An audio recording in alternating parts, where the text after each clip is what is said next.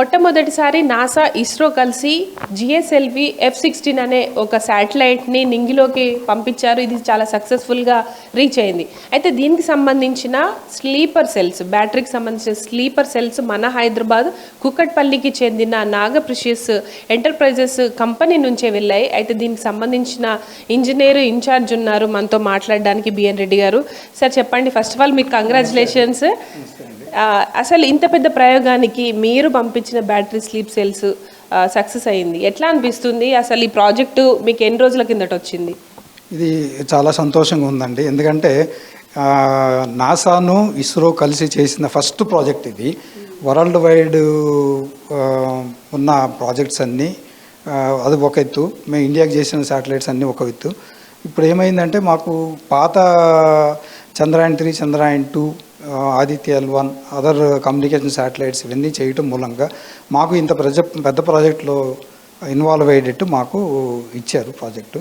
So ఇది దగ్గర 1.5 year బ్యాకే మేము ఆల్రెడీ చేసి ఇస్రోకి ఇచ్చేసాము. సో ఇదేం నిసార్ NISAR నిసార్ అనమాట. అంటే NASA ISRO synthetic aperture rotor అనేది ఒక నేమ్ ఇది. సో దీని నుంచి మేము ఈ శాటిలైట్కి మేము బ్యాటరీ స్లీవ్స్ ఇచ్చాము. తర్వాత ఇంకొక అడ్వాంటేజ్ మాకు ఏమైందంటే ఈసారి రాకెట్కి కూడా మాకు కొన్ని ఐటమ్స్ చేసే దీనికి ఇచ్చారు. అది USA నుంచి మేము డిజైనైజ్ చేసి చేసాము. దాన్ని ఏమంటారంటే కొన్ని రాకెట్స్లో సెన్సార్ కంట్రోల్ చేసే అడాప్టర్స్ మేము తయారు చేసాము. సో అదొక గొప్ప విషయం మాకు.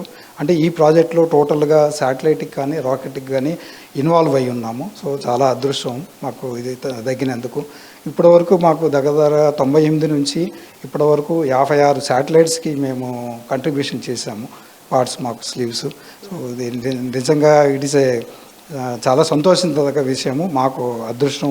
ఈ ప్రాజెక్టు చాలా కీలకమైంది. ముఖ్యంగా భూమికి సంబంధించిన చాలా కీలకమైన సమాచారం, ఫొటోస్ కావచ్చు, ఇన్ఫర్మేషన్ని గ్యాదర్ చేసే ప్రయోగం కాబట్టి దీనికి సంబంధించిన బ్యాటరీ అనేది ఎంతవరకు కీలకం అనుకోవచ్చు? అంటే ఇప్పుడు శాటిలైట్ వర్క్ చేయాలంటే బ్యాటరీస్ అనేది ఇంపార్టెంట్. కమ్యూనికేషన్ రావాలంటే బ్యాటరీ మూవ్మెంట్ కానీ అంతా.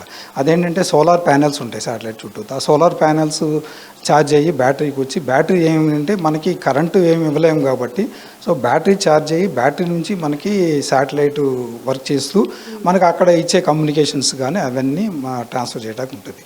సో ఇది యాక్చువల్గా ఈ శాటిలైట్ ఏంటంటే గొప్పతనము, టోటల్గా భూమిని ఒక్కసారి 242 కిలోమీటర్ల ఏరియా ఒక్కసారి స్కాన్ చేస్తుంది అనమాట అండి. అంత పెద్ద ఇది. ప్లస్ 12 రోజుల్లో టోటల్ భూమిని మొత్తాన్ని స్కాన్ చేసేస్తుంది.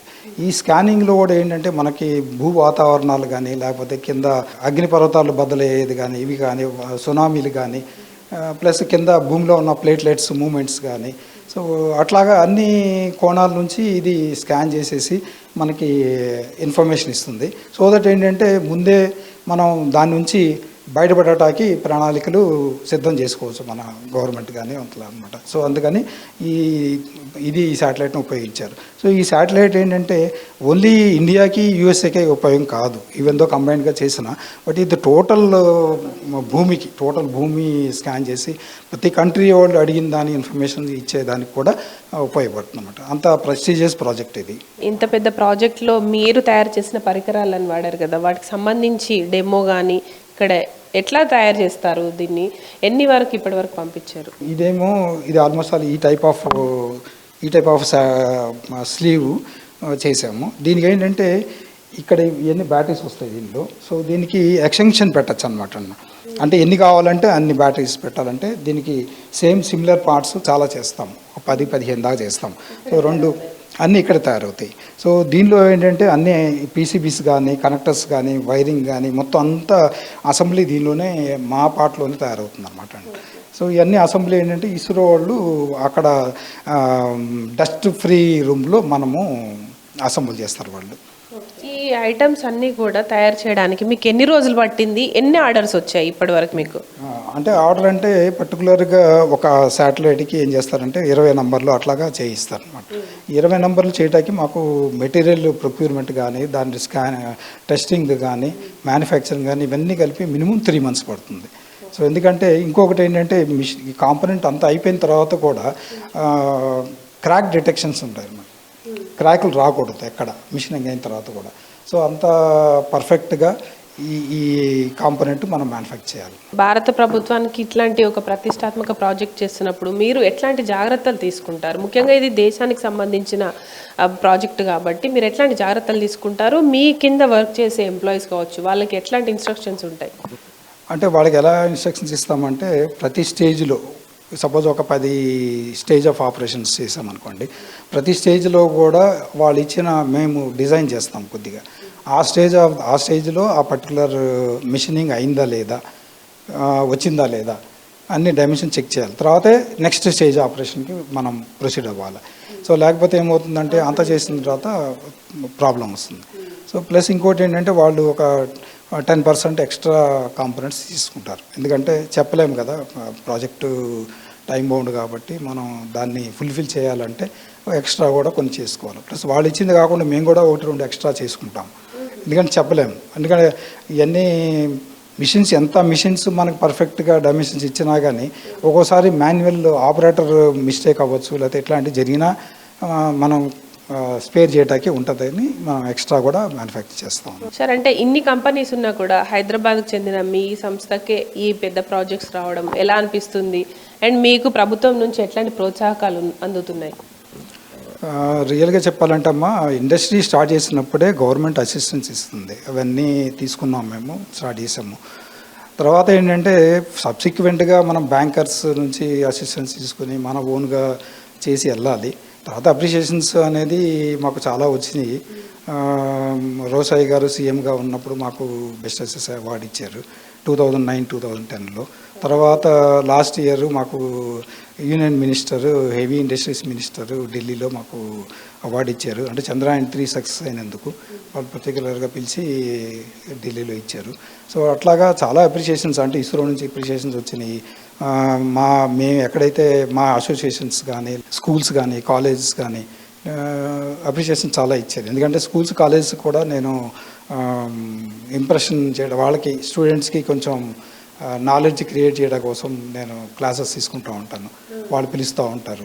సో అట్లాగా ఏంటంటే మాకు అనేది ఒక ఇమేజ్ అనేది వచ్చింది. ఈ ప్రాజెక్టు చాలా సంతోషంగా ఉంది. ఎందుకంటే ఇది ఓన్లీ ఇండియాకి, యూఎస్కి సంబంధించింది కాదు, ప్రపంచం మొత్తానికి సంబంధించింది. కాబట్టి ఇంత పెద్ద ప్రాజెక్ట్లో నేను ఇన్వాల్వ్ అయ్యి, మా ఎంప్లాయీస్, మా కంపెనీ ఇన్వాల్వ్ అయినందుకు మీ అందరి తరఫున మేము ఇస్రోకి కానీ, మన ప్రభుత్వానికి కానీ మేము చాలా ధన్యవాదాలు చెప్తా ఉన్నాము, చాలా థ్యాంక్స్ చెప్తున్నాము. సో మాకు ఈ అవకాశం ఇచ్చినందుకు ఇస్రోకి, వాళ్ళ టీంకి మేము ధన్యవాదాలు చెప్తా ఉన్నాము. క్వాలిటీ ఇంజనీర్ ఆనంద్ రెడ్డి గారు ఉన్నారు. సార్ చెప్పండి, ముఖ్యంగా ఇంత పెద్ద ప్రాజెక్ట్స్ చేస్తున్నప్పుడు మీరు ఎట్లాంటి జాగ్రత్తలు తీసుకుంటారు? అసలు ఇంత సక్సెస్ అయిన ప్రాజెక్ట్లో మీరు భాగం అవ్వడం ఎట్లా అనిపిస్తుంది? మెయిన్ మెటీరియల్ టెస్టింగ్ ద్వారా మెటీరియల్ టెస్ట్ చేస్తాం ఫస్ట్. దాని తర్వాత క్వాలిటీ మిషనింగ్లో క్వాలిటీ మెయింటైన్ చేస్తాము. తర్వాత ఇన్స్పెక్షన్ చేసి దాని రిపోర్ట్స్ అన్నీ సబ్మిట్ చేస్తాము. ఎలాంటి డివేస్ లేకుండా బాగా సీనియర్స్ ఆపరేటర్స్ ఉన్నారు. ఇంత చంద్రయాన్ 3 చేసాము. అన్నీ మేము మ్యాక్సిమం ఇస్రో డిఫెన్స్ అన్నీ ఉంటాయి. మ్యాక్సిమం చంద్రయాన్ 3 దాంట్లోనే ఎక్కువ సక్సెస్ అయ్యాం బాగా. ఇస్రో వాళ్ళు నాకు డ్రాయింగ్ పంపిస్తారండి. ఆ డ్రాయింగ్ పంపించిన తర్వాత నేను రా మెటీరియల్ ఎంత కావాలి, నాకు వర్క్ ఎంత కావాలి, వర్క్ నుంచి నాకు ఇంకా టైం ఎంత కావాలి, అదంతా ముందు డిసైడ్ చేసుకొని నేను మా సార్కి పంపిస్తాను. మా సార్కి పంపించిన తర్వాత మా సార్ ఏమో రా మెటీరియల్ అన్నీ డిసైడ్ చేసుకొని నా దగ్గరికి వస్తుంది. ఆ తర్వాత నేను వర్క్ ప్రొసీడ్ అవుతాను. అంటే నాకు వచ్చిన జాబ్, నాకు వచ్చిన మోడల్ ఎన్ని సెటప్లో కంప్లీట్ చేయాలి, ఎన్ని సెటప్లతో అయిపోయిన తర్వాత అది ఫైనల్ అవుతుంది. అంటే ఇస్రో వాళ్ళు చాలా కాంప్లికేటెడ్గా ఉంటారు. మనం ఫస్ట్ చంద్రయాన్ 2 చేసాం, తర్వాత చంద్రయాన్ 3కి వచ్చేటప్పటికి కొద్ది మోడల్ మారుతుంది, సేమ్ మోడల్ రాదు.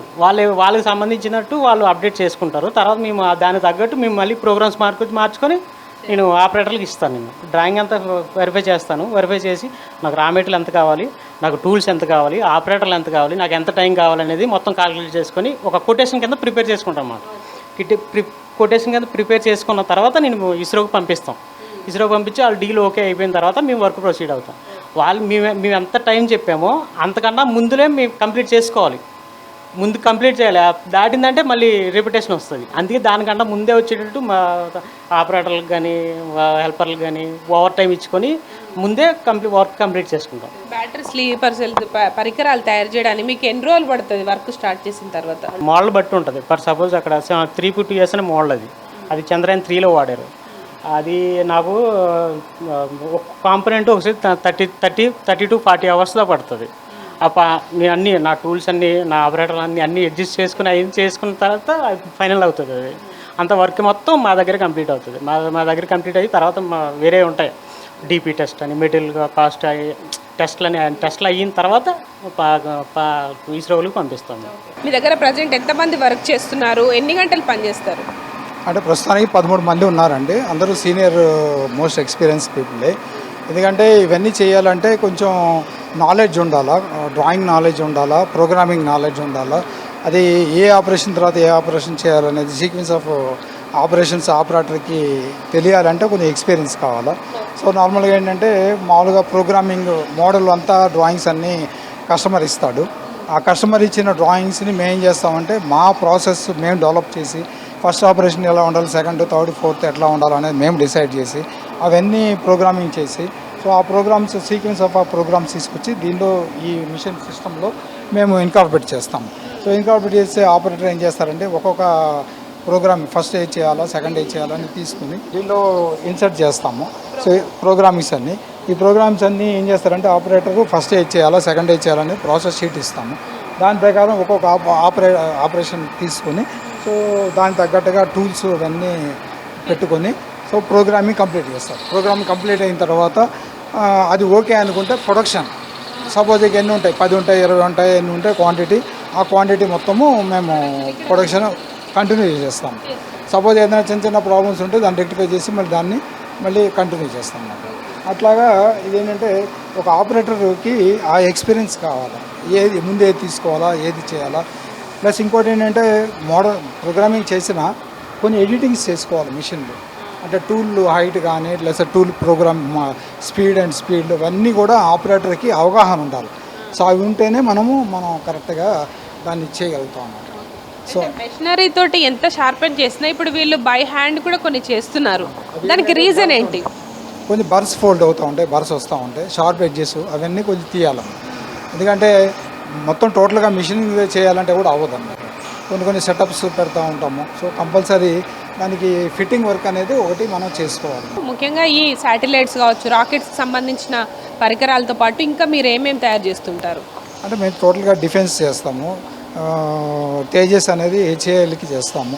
తర్వాత ప్రైవేట్ కంపెనీస్ కొన్ని ఉన్నాయి, కొన్ని స్టార్టప్ కంపెనీస్ ఉన్నాయి, ధ్రువ స్పేస్ కానీ లేకపోతే అట్లాగా ఆస్ట్రా మైక్రోవేవ్. సో ఇట్లా కొన్ని మాకు కంపెనీస్ ఉన్నాయి, రెప్యూటెడ్ కంపెనీస్. అంటే అవన్నీ కూడా డిఫెన్స్కి సంబంధించినవి ఇస్తారు మాకు. సో ఆ డిఫెన్స్ పరికరాలన్నీ మేము కంపల్సరీ కేర్ తీసుకుంటాం కాబట్టి మాకు ఆర్డర్స్ ఇస్తూ ఉంటారు.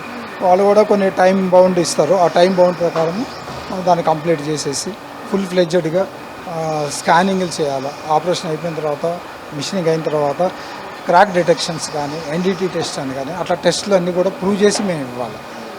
అది మా రెస్పాన్సిబిలిటీ. ఇది ప్రజెంట్ హైదరాబాద్లో మెకానికల్ ఇంజనీరింగ్ వ్యవస్థ, దానికి సంబంధించి ల్యాబొరేటరీ ఎట్లా ఆపరేట్ చేస్తారు, దాంతోపాటు ఈ రాకెట్ సైన్స్ అట్లాగే శాటిలైట్ కావాల్సిన కీలక ఉత్పత్తులు అన్నీ కూడా ఎట్లా ఉంటాయి అన్న దాని మీద ఇన్ఫర్మేషన్. కెమెరా పర్సన్ అనిల్తో హరిత, V6 న్యూస్, హైదరాబాద్.